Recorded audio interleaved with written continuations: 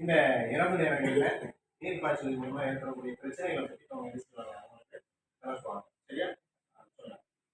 விவசாயி பாதுகாக்கும் நீர் சிக்கனமும்.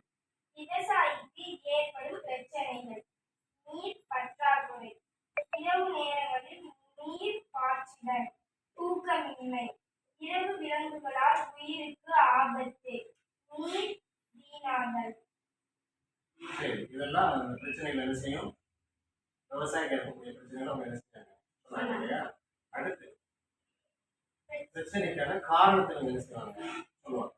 பிரச்சனைக்கான காரணங்கள்: பருவநிலை மாற்றம், மழை குறைவு, நிலத்தடி நீர்மட்டம் குறைதல், இரவு நேரங்களில் இயக்கப்படும் மின் மோட்டார்களினால் நீர் வீணாதல், மின் மோட்டார்கள் பழுதாகுதல், அதிகமான நேரம் மின் மோட்டார்கள் இயங்குவதால். பிரச்சனைக்கு முக்கியமான அடிப்படை காரணங்கள் அப்படிங்கிறது சொன்னாங்க. அதுக்கு அடுத்து இந்த பிரச்சனைக்கான தீர்வு என்ன அப்படிங்கிறத பிரச்சனைக்கான தீர்வு: தானியங்கி மின் சாதனங்களை பயன்படுத்துதல். தானியங்கினா ரிமோட்னு சொல்லுவோம் இல்லையா, அந்த மாதிரி சாதனங்களை இந்த மின் மோட்டார்ல இணைக்கணும் அப்படின்னு அவர் சொல்றாரு. அடுத்து